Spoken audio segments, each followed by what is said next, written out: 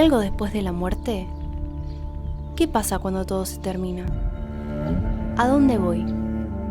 ¿Es esto lo último que voy a ver? ¿Esto es todo? ¿Esto es todo? ¿Esto es todo? ¿Esto es todo?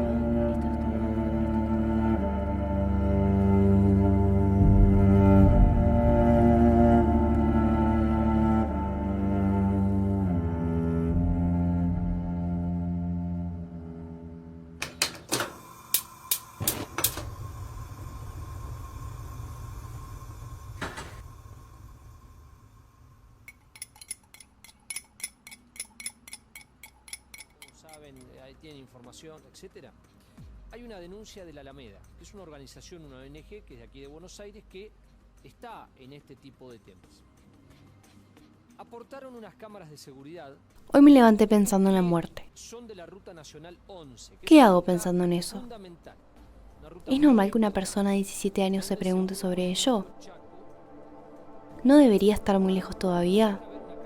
¿Qué pasa cuando la muerte llega a destiempo? ¿Qué pasa cuando lo que no te esperabas se hace presente de una manera cruel?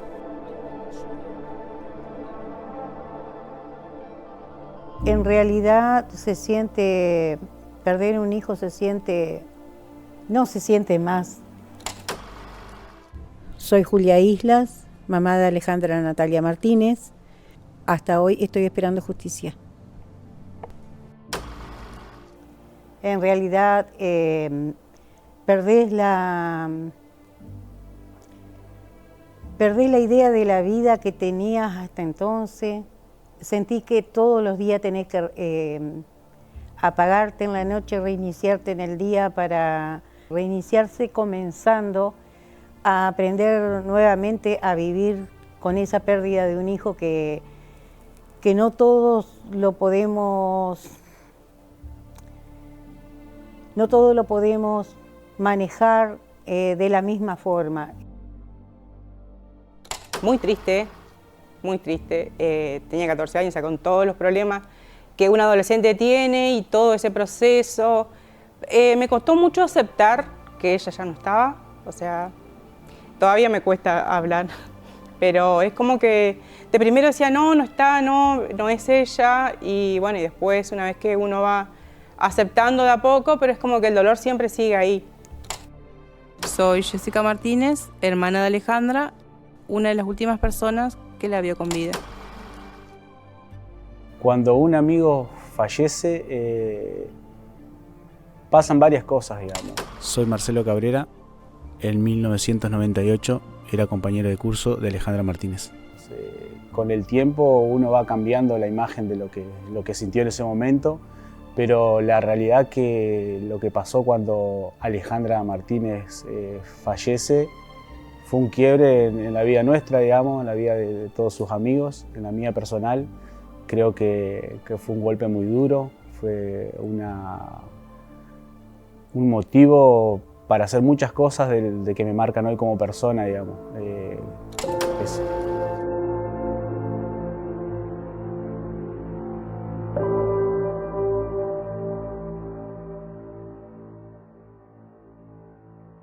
¿Es natural pensar tanto en la muerte? ¿Hay una edad lógica para morirse? Estas preguntas se las podrían haber hecho los habitantes de nuestra ciudad hace 26 años. En 1998, Alejandra Natalia Martínez desaparecía y dejaba interrogantes, algunos de los cuales siguen hasta el día de hoy. Estaba en el Club Santa Rosa, en el baile de recepción, y me entero de la desaparición de una chica que resultó ser Alejandra, que precisamente no estaba para ese baile porque se recibía. Y es ahí precisamente donde me entero de lo que había ocurrido, no con detalles ni nada por el estilo, pero sí que no estaba porque había desaparecido. Es ahí donde me entero, e indudablemente por la profesión que uno ocupa. Soy Carlos Jaime Menéndez, me conocen por el Toro. En ese momento tan difícil estaba trabajando en Radio La Voz, pero a la vez era diputado provincial. A las pocas horas me enteró de lo que realmente había ocurrido, que no había ido a su domicilio, y obvio la preocupación de la familia por el faltante de su hija. Es allí donde me entero. Yo trabajaba en esa época en Chajarí al Día y bueno, llegamos el lunes a trabajar como todos los días y ahí estaba la noticia justamente de que había desaparecido un adolescente. Soy Claudia Cajigas, periodista. En 1998, cuando asesinaron a Alejandra Natalia Martínez, trabajaba en el diario Chajarí al Día. Manejamos la desaparición y durante muchos días nos centramos en eso, ¿no? El foco fue la desaparición de Alejandra, las entrevistas que fuimos realizando con la mamá, que desde ese mismo día, desde ese lunes, ella se dio cita en el diario, que era el único diario de Chajarí. Y desde ahí empezamos a cubrir el caso y a seguirlo de cerca mientras duró todo el proceso judicial, que fue muy largo. Soy Elvio Cánderle, suboficial mayor retirado de la Policía de Entre Ríos. En el año 1998 estuve a cargo de la sección Rastros en el caso de Alejandra Natalia Martínez, prestando servicios en el gabinete de Comisaría Chajarí. La exposición, no fue denuncia, fue realizada el domingo 13 de diciembre del año 1998. Era distinto a lo de ahora, habían distintos protocolos. Es más, en 1998 no es como hoy en día que están establecidos protocolos ya con conocimiento, pero estaba la mención que había que esperar 24 horas para comenzar con la búsqueda. Pero generalmente, dada la circunstancia o el caso, era inmediato. En ese momento, como era una menor, bueno, se dio la característica que se comenzó en forma inmediata, digamos, con la búsqueda, ¿no es cierto?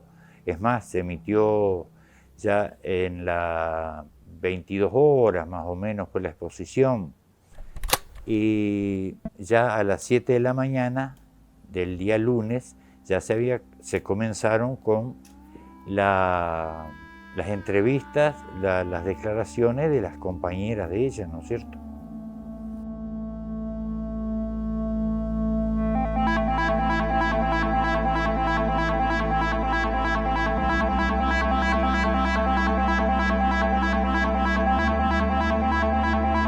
¿Qué pasa cuando alguien desaparece? ¿A dónde van? ¿Qué pasa con los recuerdos? ¿Cómo será la inquietud y la preocupación de sus familiares? ¿Quiénes le darían una respuesta a sus preguntas? ¿Habría respuestas?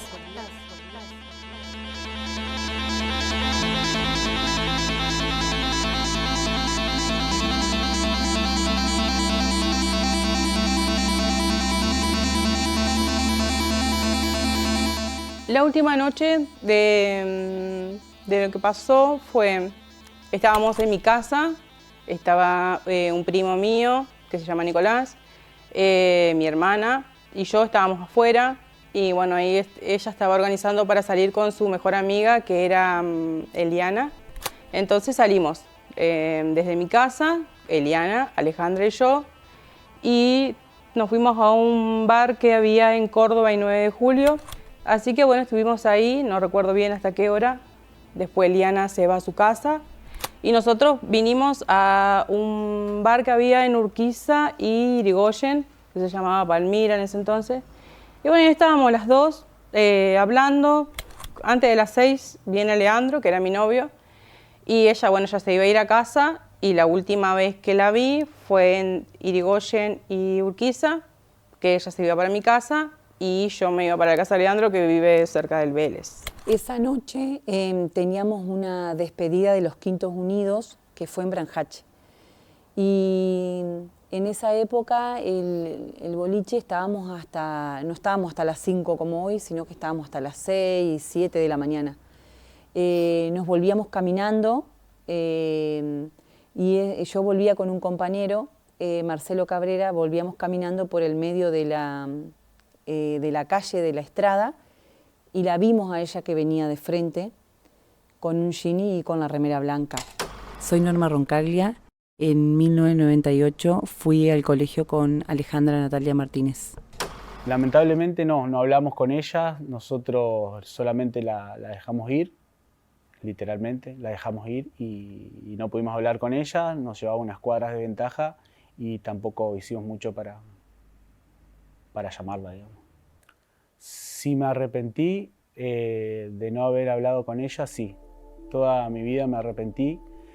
Después del trágico acontecimiento que ella sufre, creo que esa es una de las cargas que uno lleva, digamos, y que voy a llevar siempre, digamos, de no poder haber hablado con ella, frenado. Seguramente el destino por ahí se está marcado y quizás hubiese sido el mismo, pero por ahí el arrepentimiento es una de los sentimientos que recorre a un amigo cuando ya ves que no hay forma de volver a encontrarlo nuevamente.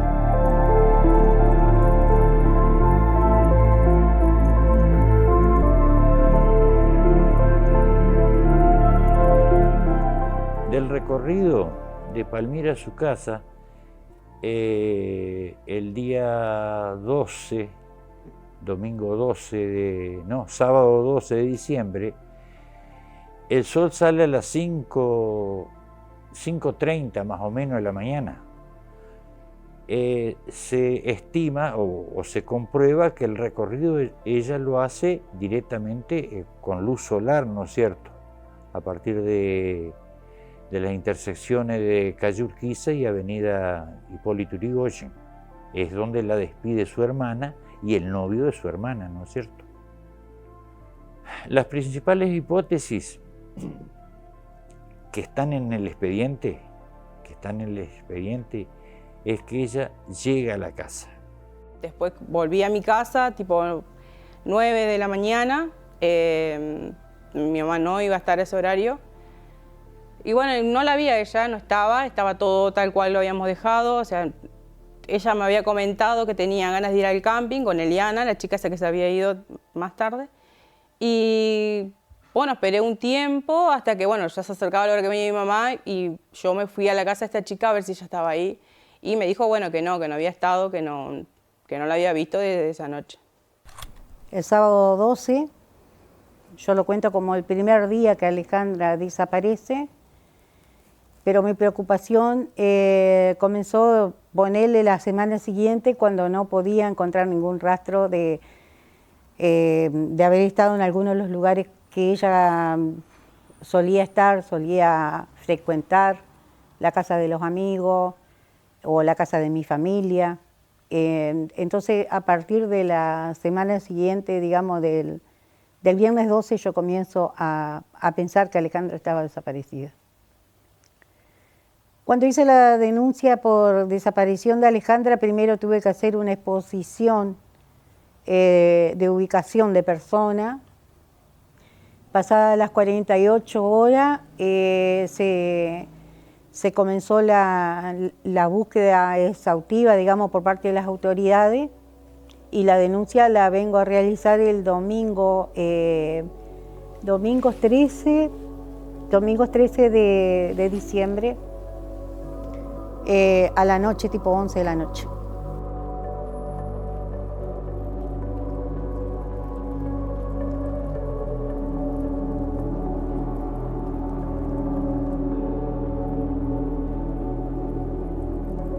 ¿Es tan fácil desaparecer? ¿Cuándo te empiezan a buscar? ¿Quiénes te buscan? ¿Por qué no te encuentran? ¿Cuándo te dejan de buscar? ¿Cuándo te olvidan? ¿Qué tan importante sos? ¿Cuándo se pierde la esperanza de encontrarte? ¿Te buscan para no encontrarte? ¿Cuándo se muere un desaparecido?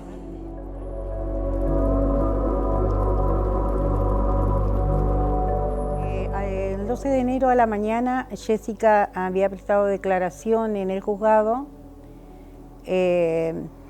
sobre las personas que estaban ese día ese día de noche, digamos, en Palmira.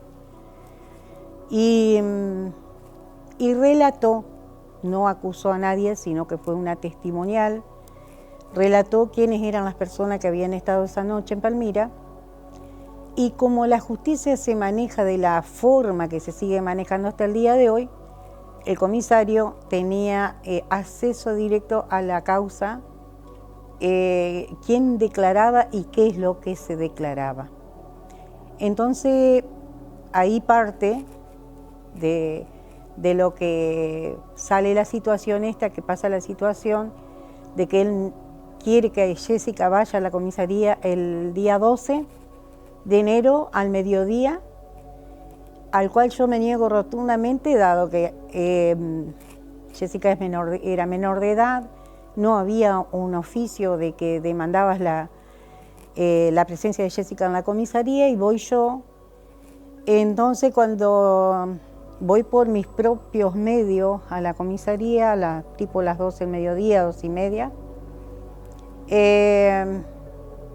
y cuando llego, la persona que nos representaba al comisario de la comisaría número 1, Danilo Mantovani, estaba, creo que en el peor día de su vida, por la forma que me recibió en la dependencia policial, donde por sus propias palabras, él me dice que el caso de mi hija era peor que el de María Soledad Morales. A lo que yo le respondo que yo a mi hija Alejandra la estaba buscando como ubicación de paradero, y que María Soledad Morales había sido asesinada y encontrada de la forma que la encontraron. Quizás que no sepa relatar en palabras la situación que se vivió en ese momento, pero fue una situación de muchísima violencia hacia mi persona, verbal, porque físicamente no tuvo la oportunidad, dado que yo me iba a defender. Y en ese momento aparece el subcomisario que estaba en ese momento, y lo toma de los brazos, lo saca de la habitación junto con otro oficial, y ahí termina la situación, digamos, a la cual se hace la denuncia. Aparece la policía departamental de Federación a hacerse cargo y lo desafectan del cargo.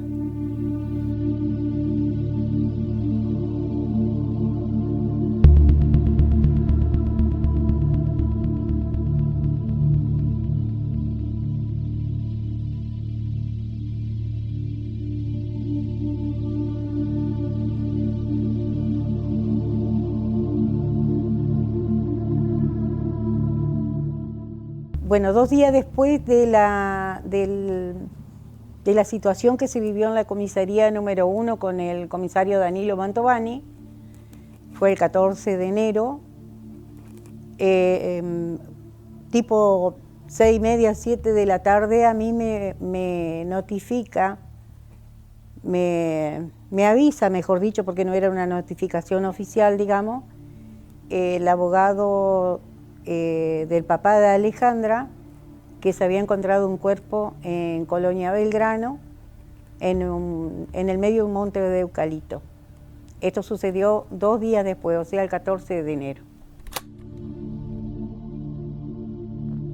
Soy Eloy Francisco Panoso Cénere. En el año 99 fue que andaba ahí en el campo y encontré a la chica. Entonces pasaban los camiones ahí, y entré yo a ver mis animales, eran unos novillos, y los veo que estaban ahí casi al fondo de la propiedad. Vi que estaban los novillos ahí abajo, los árboles, las sombras, como había llovido, el arroyito estaba lleno de agua y estuvieron tomando agua ahí. Y ahí fue que sentí un olorcito, un olor medio, no fuerte, pero sí apenas un cachito. Justo la coincidencia que estaba soplando viento pampero, o sea, del sudoeste. Y yo me fui rumbo en contra del viento y perdí el olor. Pero volví para atrás, porque yo me abrí un poquito, volví para atrás y agarré más por contra el arroyo y ahí fue que me fui arrimando para el lado donde estaba el cuerpo. Me llamó la atención que arriba le habían puesto un lote de palos, de tronco, de ramas, no sé qué, y había como un manchón de puñado de pelo así puesto arriba de un tronco, a esta altura. Yo de primero, un pelo marrón o medio rojizo, qué sé yo, bueno, me fui arrimando despacito y ahí vi que, lo primero que vi, que había un cuerpo, pero que estaba la mano, parecía porque el olor que yo sentía, porque ya tenía experiencia, algo como si fuera un cerdo muerto, un chancho muerto. Y en la mano izquierda estaba apoyada, las raíces salían de la barranquita así, y este brazo estaba apoyado. Parecía la pezuña del chancho, primero. Después me arrimé más encima y ahí vi que era una chica, porque estaba la cabeza, si bien estaba esquelética, pero estaba la cabeza de una chica, que no podía ser de otra manera. En su momento, el señor Panoso Cénere va a la guardia, pide para hablar con el jefe de comisaría, se lo anuncia al jefe de comisaría, viene el segundo jefe, que era el comisario San Román, me llaman a mí, que yo estaba a cargo de la sección rastro esa vez, no era gabinete criminalístico todavía, y ahí va el doctor Piana, que era el médico policía, y ahí nos comunica Panoso Cénere del hallazgo. Cuando llegamos al lugar, con la comisión, como te decía, con el señor Panoso Cénere, subjefe de comisaría, doctor Piana, la comisión a cargo de la investigación, llegamos todos juntos al lugar y ahí se inicia la tarea que ya venía cayendo el sol, que yo ahí le recomiendo que se preserve el lugar y que se esperara la luz del día para poder trabajar y no hacerlo a la noche, ¿no es cierto? Cuando nos avisaron que habían encontrado el cuerpo, era de noche, estaba en mi casa con mi mamá, estábamos, o sea, mi mamá estaba a todas la expectativa, estaban unas tías, y la llamaron a mi mamá de noche y que tenía que ir a reconocer, o sea, que habían encontrado un cuerpo que posiblemente era el de mi hermana, así que nosotros fuimos en el auto creo que del fiscal, mi mamá, mi papá y yo, y el fiscal y el abogado de mi papá, que era el querellante en ese entonces. Llegamos ahí, había mucha gente, cuando llegamos era un campo, o sea que había que entrar, pasar un portón, entrar, era un campo, era todo árboles de eucalipto, creo, y un camino fino. A nosotros nos pararon en la mitad del camino, había mucha gente, o sea, se escuchaba mucha gente. No lográbamos ver desde el camino hacia donde habían encontrado el cuerpo porque, como te digo, había mucha gente y a nosotros no nos permitieron, ni a mi mamá ni a mi papá, ir a reconocer el cuerpo. Sinceramente era una situación de la cual no nos negábamos a reconocer que estábamos viviendo, era como una película de terror, digamos, por la oscuridad, por el lugar, por las caras que se vio durante la tardecita noche de ese día. Había, por ejemplo, bueno, la figura del intendente, de un senador provincial, como que se dieron cita en el lugar del hallazgo del cuerpo, antes que nosotros lleguemos al lugar, que éramos familiares directos de la persona que se estaba buscando. Había como 8 o 9 personas, porque después cuando nosotros nos dejaron parados ahí, veíamos que salían y entraban. Inclusive estuvieron todas esas personas hasta que se acercó alguien que es los peritos. Recién ahí es como que se fueron todos y ingresaron ellos. Eso fue la noche de que encontraron a mi hermano.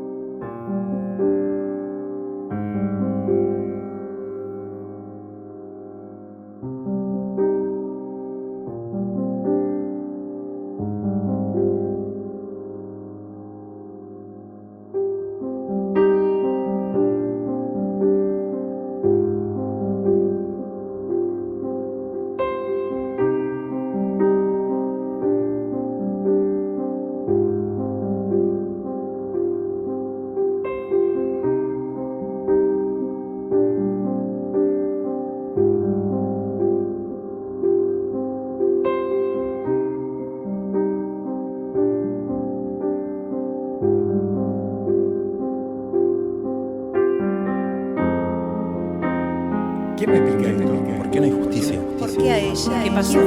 ¿Quién fue? ¿Quién falta hablar? ¿Quién fue? ¿Por qué no hay justicia? ¿Por qué no hay justicia? ¿Quién ¿Por qué no fue? hay ¿Quién justicia? me explica esto? ¿Por qué no hay justicia?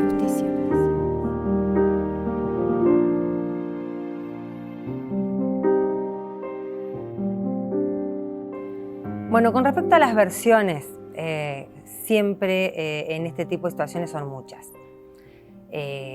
Ustedes saben que enseguida corre la voz, se comienza la gente a involucrar con opiniones, pero en esto yo quiero ser clara. Nosotros, desde nuestro trabajo como periodistas o como comunicadores, la responsabilidad que tenemos es justamente no guiarnos por las versiones. Soy Roxana Marchesi. Cuando sucedió lo de Alejandra Natalia Martínez en 1998, trabajaba en el diario Chajarí al Día. Entonces, sí, había muchas, las que se imaginen, de si se había ido, si estaba con alguien, si no quería volver, si la habían llevado. Bueno, todas esas versiones estaban dando vueltas en la opinión pública. Y había las tres hipótesis tenían como mucha fuerza y depende de quién la manejaba, ¿no? Para la justicia, para el juez Redruello, la hipótesis más firme y la que él sostenía que había pruebas contundentes era la que apuntaban al padrastro de Alejandra, a Juan Carlos Ibarrola. A la gente, socialmente, la que seducía más probablemente tenía que ver con las drogas, los hijos del poder y esa cuestión, porque es una cuestión como que vende más, ¿no? Es lo que recuerdo. Que no había sido una sola persona. Se empezaba a nombrar que eran de acá. Después se empezaron a avanzar sobre la posibilidad de ser hijos, denominados hijos del poder. Pero indudablemente que tampoco la justicia avanzaba sobre el tema o daba informaciones al respecto, no. Entonces todo se circunscribió a la ciudad de Chajarí, pero no había nombres en danza, porque lo que había eran algún comentario, alguien que te decía, no, en esto estuvo metido fulano, sultano y mengano, ¿te animás a decirlo? No. O sea, dudas. Las principales hipótesis que están en el expediente, es que ella llega a la casa. Bueno, y ahí aparentemente es lo más fuerte que está en el expediente. Después, en versiones de la calle tenés un montón de hipótesis, pero las que surgían en ese momento era que ella llegó a la casa y que ahí se encuentra con el padrastro, ¿no es cierto? Hablábamos, escuchábamos, nosotros, yo como policía, las versiones de la calle, el común de la gente que hablaba, pero esas charlas, conversaciones o digamos informaciones nunca fueron plasmadas en el expediente. Para el fiscal de cámara, en el juicio, la investigación estuvo bien hecha y para él acusa al padrastro, ¿no es cierto? Es más, pide 12 años de prisión, que eso está... Pero bueno, después el tribunal sostiene que no hay prueba suficiente y es que dictan la falta de mérito, ¿no es cierto? Sí, por supuesto, en ejercicio de la defensa técnica hemos podido analizar la autopsia y todas las pruebas científicas que se han producido en la causa. La autopsia que realizó el Superior Tribunal de Justicia de la provincia de Entre Ríos no pudo establecer las causas de la muerte, ni tampoco el lugar donde habría ocurrido, si fue en el lugar donde le encontraron el cuerpo o no, eso no lo pudo determinar. Lo que dio sí fueron aproximaciones del tiempo de la muerte. Estableció 4 semanas el tiempo de la muerte desde que se practicó la autopsia. El cuerpo fue encontrado el 14 de enero de 1999. Y el día 16 se practica la autopsia. Entonces, si nosotros tomamos el tiempo máximo que da la autopsia de la muerte, tomamos 4 semanas, son 28 días. Si retrotraemos desde el 16 de diciembre a la fecha que habría ocurrido la muerte, nos da el 20 de diciembre. Entonces, ¿qué pasó durante esos 8 días? ¿Dónde estuvo? Es la pregunta de Alejandra Natalia Martínez, porque en ese tiempo estuvo viva según la prueba científica. De ahí que la imputación que le hacen a Ibarrola, ya con esa autopsia no podían incriminarlo, no podían atribuirle el hecho que le atribuyeron a él, la forma en que se cometió el crimen, ¿no? Como se lo atribuyeron a él, fue falso. Y ya esa prueba era suficiente para ver que no había cometido el hecho de la forma en que le atribuyeron. Soy el doctor Humberto Daniel Cortiana, abogado. Integré la defensa técnica de Juan Carlos Ibarrola en la causa formada a raíz del crimen de Alejandra Natalia Martínez, conjuntamente con el doctor José Aranda. En cuanto a la intencionalidad de imputar a Ibarrola, sí, fue evidente desde los primeros días en que aparece el cuerpo de Alejandra Natalia Martínez, ya se secuestra el automotor, se toman dichos de él para armar la imputación, ¿no? Que él había vuelto a la casa y que los testigos habrían escuchado los gritos. Entonces esos testigos vecinos que fueron elaborados por la policía y que lo dice la misma madre de la víctima, fueron los que se prestaron, digamos, y que la policía armó la causa. Es decir, fue una causa evidentemente armada, porque después los testigos no pudieron sostener nada y no vieron absolutamente nada. Y no cerraba tampoco con ninguna de las pruebas científicas y los testimonios que ya se habían producido en la causa. Y la causa de la muerte fue asfixia por sumersión. Entonces eso no cerraba, eso fue lo que terminó de esclarecer el caso, ¿no? Que no había muerto por una agresión como la atribuyeron a Ibarrola, sino que había muerto por otra causal. Me inclino a la tan nombrada fiesta que fue con Eliana, que fue el sábado 12 a la noche, no el viernes. Me inclino por esa fiesta en una casa quinta y me inclino por todos los actores de que he nombrado. No los he nombrado directamente con nombre, digamos, por no comerme un juicio, porque estoy consciente de que tengo una verdad sin prueba. Sin prueba de que ninguno de los que por medio de los cuales yo llego a esta hipótesis, digamos, se jugó en dar su versión de los hechos. Yo creo que a Alejandra se les murió.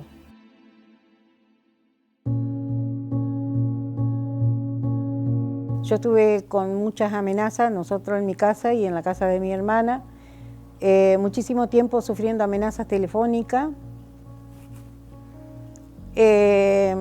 donde también en forma anónima nos relataban los hechos sucedidos y después relacionando varias situaciones durante tantos años de haber sentido la persecución policial, digamos, y la persecución de anónimos. La huida de Eliana Ramos a un lugar donde nadie sabe dónde está, todo eso me llevó a reforzar la hipótesis primera de una de las tantas hipótesis, porque no fue la única, de reforzar esa hipótesis, digamos, del tema de que la desaparición y muerte de Alejandra ocurrió dentro de esa fiesta.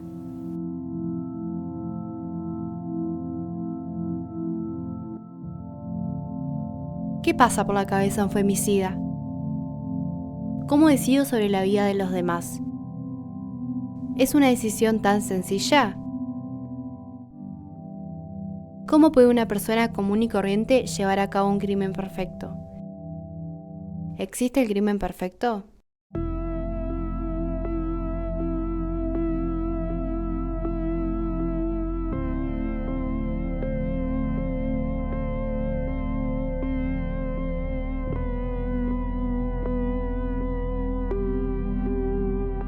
Ibarrola sí se encontraba un perfil que podía ser por su personalidad, por su condición, por sus trabajos realizados. Era un hombre que había trabajado, por ejemplo, con su papá en carnicerías. Eso no quiere decir que un carnicero sea un asesino, pero bueno, pero las características de la persona, sí. Como te decía, que para la hipótesis policial, o digo, lo que yo vi en el expediente, lo que yo pude hacer, lo que yo pude estudiar, lo que yo pude leer, tenía la capacidad logística, el conocimiento del lugar, perfectamente pudo hacerlo eso. Pudo haber, ya sea trasladado el cuerpo muerto o inconsciente a ese lugar, tenía la capacidad y los medios logísticos como para realizar esa actividad.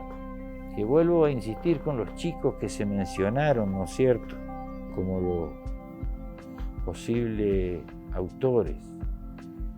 Yo no creo que pibes hayan ido a ese lugar, ¿no es cierto?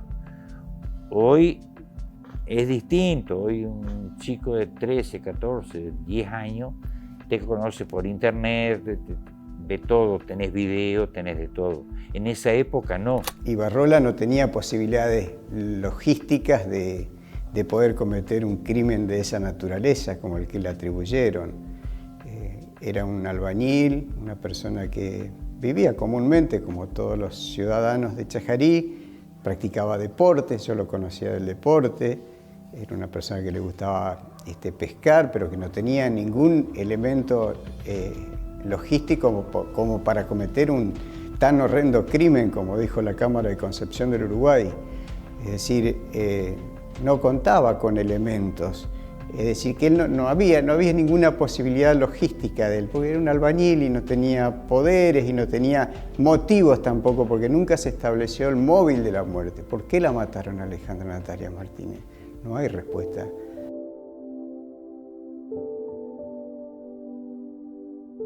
¿Qué será de la vida de quienes arrebataron la de mi hija? ¿Habrán cumplido sus sueños? ¿Habrán logrado lo que Alejandra no pudo hacer? ¿Los perseguirá la culpa? ¿Fue uno solo o fueron muchos? ¿Qué les diría a Alejandra si los tuviese enfrente?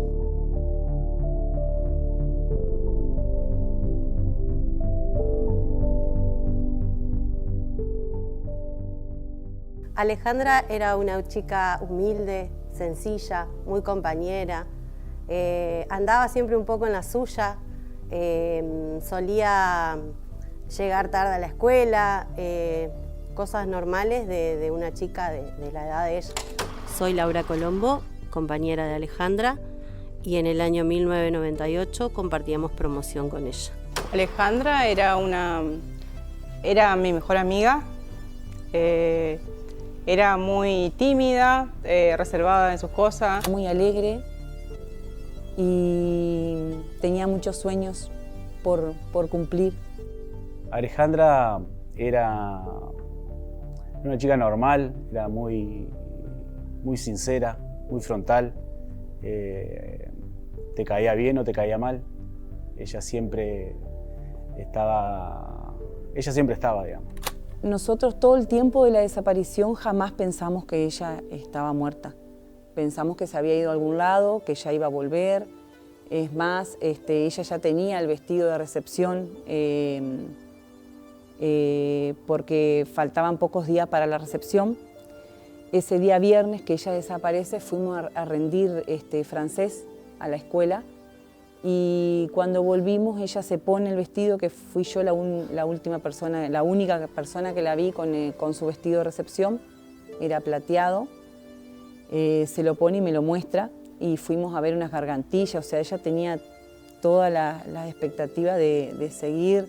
No teníamos esperanza de que se presente a la recepción, ella estaba desaparecida en ese momento y surgió todo rápido. Nosotros pensamos que se había ido a algún lugar,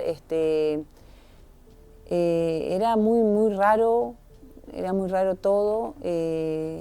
Nunca pensamos que la iban a asesinar de esa manera.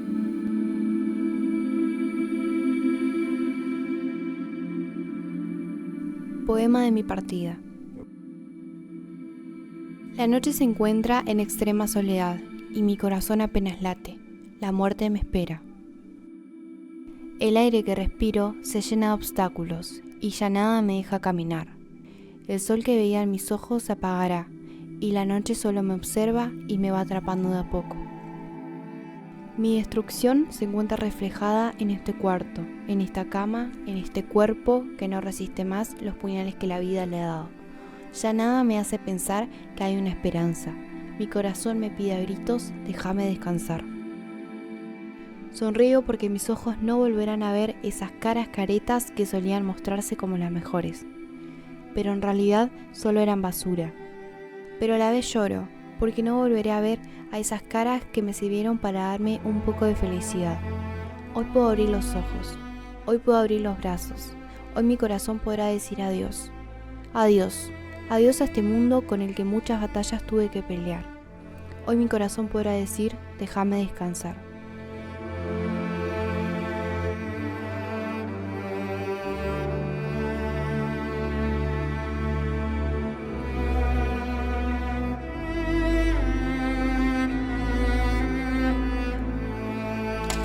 Soy Teresita Guiñar, escritora, y desde el año 1998 estoy comprometida en la causa Alejandra Natalia Martínez, acompañando a su madre, Julia Islas.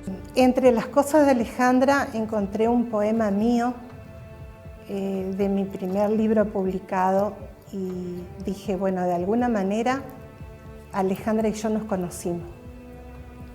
De alguna manera ella se interesó por mí y yo tengo que interesarme por ella. Era algo como que yo sentía un llamado, que tenía que de alguna forma involucrarme más en el caso. Bueno, ese libro quedó ahí porque amenazaron a una hija mía. Le advirtieron que me tenía que decir a mí que no tenía que seguir con eso, porque si no la próxima iba a ser ella.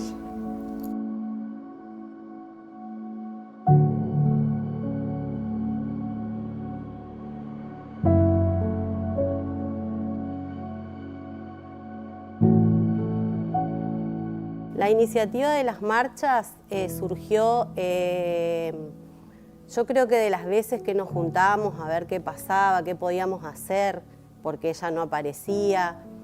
Por ahí al principio, cuando ella desapareció, estábamos en otro canal porque teníamos la recepción, teníamos, bueno, cosas normales de esa edad. Y después cuando vimos que no había, o sea, que ella no aparecía, yo creo que de juntarnos y de estar hablando a ver qué podíamos hacer, surgió ahí la iniciativa de hacer las marchas.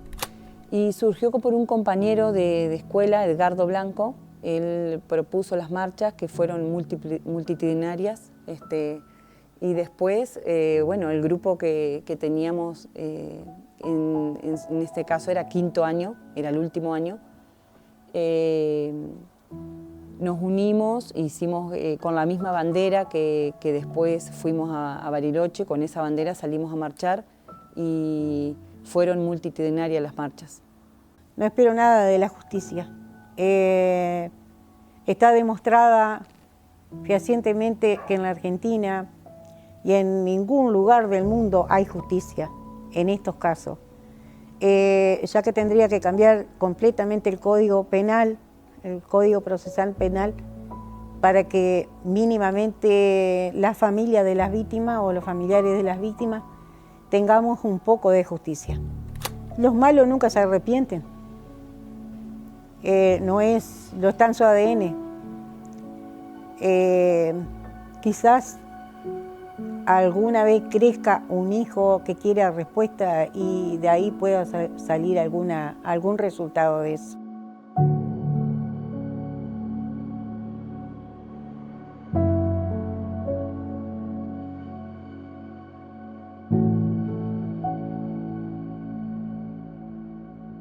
¿Es esta la última morada? ¿Es acá donde termina todo? ¿No hay otro final posible? ¿Cómo sería otro final? ¿Podemos imaginarlo?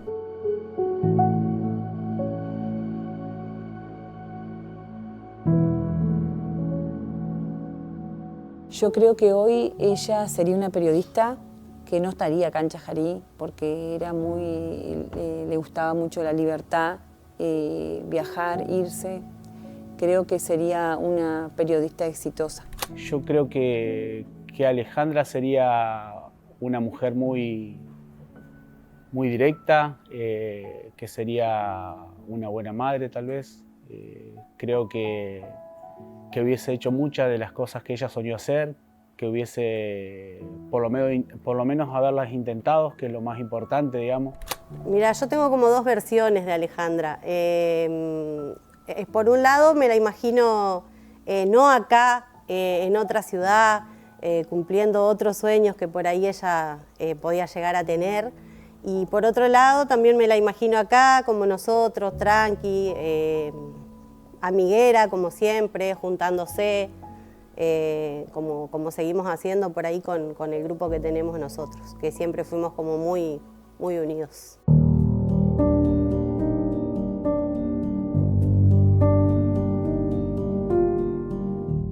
Hola, mi Ale.